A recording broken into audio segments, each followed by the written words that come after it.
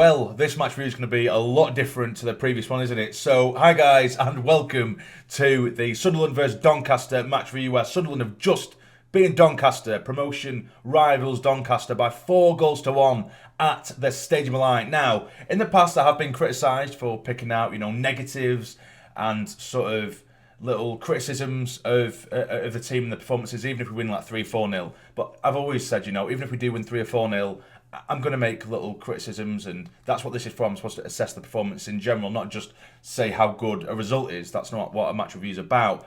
But in this one, there's very little I can criticise, and for different reasons, particularly the attitude of the players, the way they responded to the previous result, and responded to certain things on the pitch, which I will get into. And in that aspect, we were almost flawless. Of course, this game had a hell of a lot to it, and it wasn't an absolutely flawless performance, but the attitude, for me, was perfect. Absolutely perfect. Absolutely ideal. And again, I will get into it. So getting into the lineup, we do have Burge in goal with McFadzean as... McFadzean. I always get told off for that by you guys in the comments. McFadzean returns to left back. He comes back from injury. And of course, he takes over Vokins, who, I'm not going to slag him off now, but, he wasn't very good, was he, over the last couple of games. So McFadzean does come back in. In the middle, we have Sanderson and Bailey Wright. Of course, Sanderson coming in for Willis, who has, he's had a horrific injury and he's going to be out for the remainder of the season, which is absolutely awful. Right back, we have Conor McLaughlin. And now, in front of the back four, we have Max Power just sitting in the holding role. Then in front of him, we have O'Nien and we have Scowen. Then on one side, we have Gooch, we have McGeady on the other, and then Charlie Wyke up top. And I'm not going to lie to you, when I saw that lineup, this was before I even decided to pay to watch the game or decide whether I'm going to watch the game or not. Because for the first time in a long time, I was considering not watching the game. I was that sort of down in the dumps over recent performances and recent results. For the first time in a hell of a long time, usually even if I'm at work or I'm not at work, I'll be able to watch it on my phone or this, that and the other. And for once, I actually thought I might just leave it because I was that sort of down in the dumps. But I thought, right, I'll give him another chance. And I'm so thankful that I did. I'm so thankful that I did. No doubt they'll bite me in the arse next week. But today, it was a very, very entertaining game and well worth a watch. So getting into the game, and don't get me wrong, I think for the first sort of 4 or 5 minutes, I think Doncaster actually looked marginally better.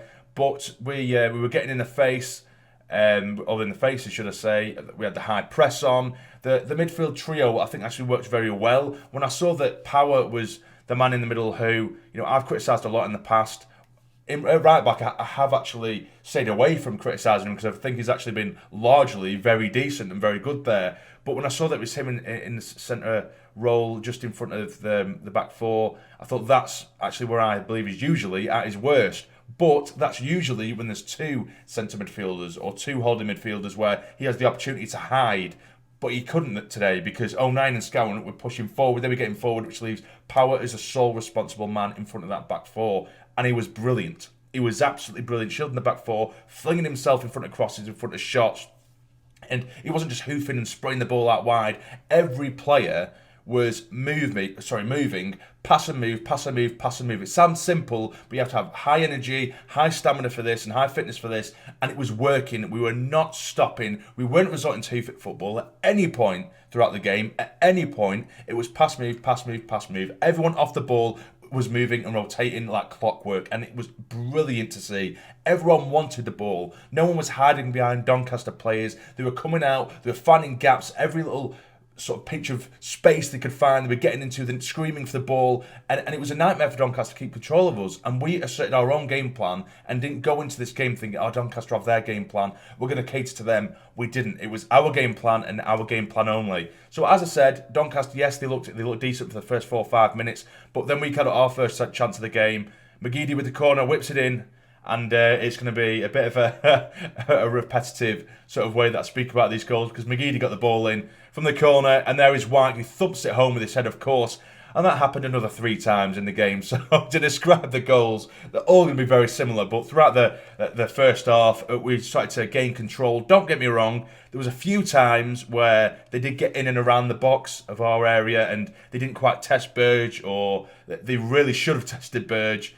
But luck was on our side in that sense, or we defended really well in terms of players backtracking. Scowen, O'Nien, both of them were warriors today. Power again, like I just briefly mentioned earlier, they were getting in front of shots. but we were just so good going forward. McGeady in particular, I swear to God, he was unstoppable today, and that was the best I've seen McGeady in a hell of a long time. And it makes you wonder, why can't he just do that all the time? Of course his tricks and skills aren't always going to come off for him, of course they're not.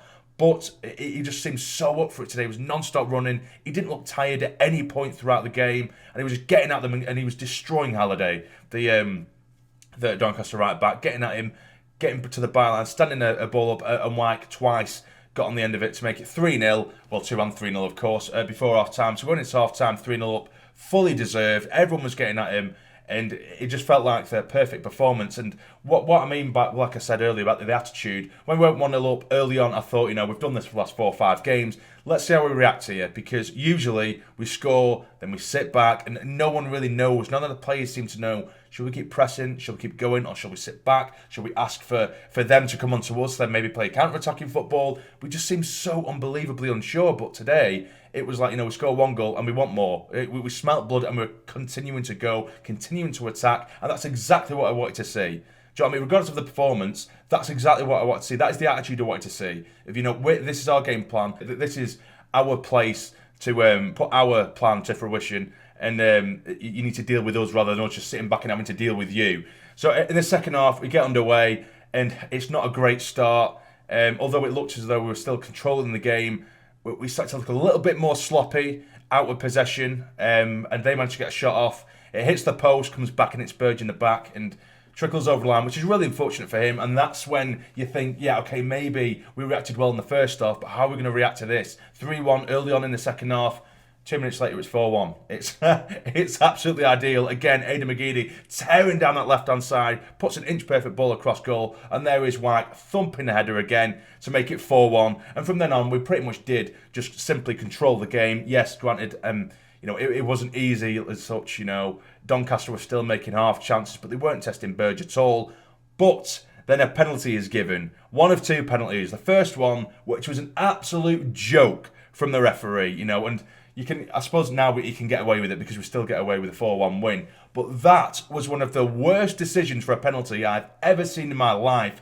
09 is shielding the ball on the edge of his own box, right? He's facing his own goal. You've got the Doncaster man behind him, shoves him to the ground. Yeah, he's gone down a bit soft, but he's shoved him to the ground. 09's gone down, maybe just inside the box, and it may have hit his hand. It looks like what is called for, but he's flopped onto the ball. He's not purposely put his hands anywhere near the ball, and the referee's given it. Even Doncaster players look confused as to what it's given for. I was confused, as were the bench, and commentators as well. No one had a clue why the hell a penalty was given. But Lee Burge, we've had so many hiccups with goalkeepers, and I thought when that goal had gone in, when it hit the post, come back off the back of him and gone in, I thought just every game something daft happens with the keeper, doesn't it? You can't really say that was his fault, the first goal for Burge, but we needed a bit of luck. We needed something for the keepers to cling on to, and it's a save. Lee Burge saves it. It's drilled hard and low, but down the middle. Burge has dived to his right, but he stuck his foot out. It's a strong leg, and it's saved, and he managed to clear it away. So it's still 4-1, and I was still making chances. We didn't quite have that killer instinct as we did have throughout the game, but we're still making chances. But towards the last stage of the game, 5 minutes to go, it's another penalty, and this time it is a stonewaller this time. McFadzean trips the striker. It was 100% a stonewall penalty, like I say. But the striker takes the penalty, and I'm pretty sure it's Doncaster's top goal scorer, I believe. I could be wrong, but I can't remember his name. The number 10, is it Locolo? Something like that, I can't remember. But either way, it's probably one of the worst penalties you've ever seen in your life. He tapped it with no power behind it at all, right down the middle, and it looks like Burge is going to dive, and then he even had time to stand up and just pick up the ball. Horrendous penalty. We see out the game, 4-1, and it's a huge statement across the league, I think, because Doncaster, I know, yeah, they did lose 3-1 to Fleetwood last time out, but before that, they didn't look like they were going to lose, and they hadn't lost for a long time. They looked absolutely phenomenal, and they were the informed team in the league. We probably caught them just about the right time, as they did lose to Fleetwood last week, as I say, but they're still a very good side, and they're a team that I definitely expect to be there or thereabouts come the end of the season.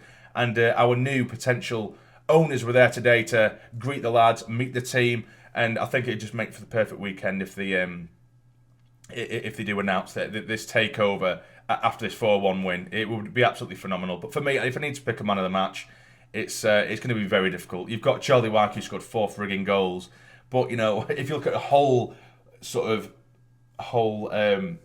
display on the balance of the game, McGeady was absolutely phenomenal. You know, of course, Charlie White got his 4 goals. He come and did some hold-up play very, very well. He come deep, brought other players into the game, but McGeady was non-stop. And you could say the same, 09, there's so many players that could have got my man of the match today. And even though Charlie White got 4 goals, I'm going to have to give it to McGeady, because he did look like McGeady of old. It was phenomenal. Some of the skills and tricks and everything was coming off for him, from the crosses. He was tracking back. So hard working down that left-hand side. He could have scored a couple himself. And then 4 assists to his name. You know, it's so unfortunate Charlie White's good 4, but I'm going to give it to McGeady. It could go to a lot of those players, but it's definitely put me in a much better mood than last week, let's be honest. Really in the week, should I say. But yeah, 4-1. A massive, massive, resounding victory against a huge promotion rival as well in Doncaster. So I'll take that. I think we've just gone into 6th place now, which is nice. Hopefully we can carry on with this attitude and don't just think that, you know, okay, we've got 1 big win. That means we can just sit back for the next few games and, you know, we'll wait for the fans to get on our backs a little bit and then we'll pick ourselves up. Just keep with this attitude and we will do well. You know, we do have players there to do well this season. If your attitude is piss poor like it was against Shrewsbury, you're not going to win anything. Hold this and maintain this attitude that we had tonight, or today should I say, against Doncaster, then we have every chance. And I hope to God that we can maintain this attitude in these performances and keep them coming. But that'll be it from me, guys. If you have enjoyed, of course, hit the like button for me. It'd be massively, massively appreciated. Subscribe to the channel if you're not already to become a fully fledged member of the Sarny Army. But for now, you take care and stay jamming.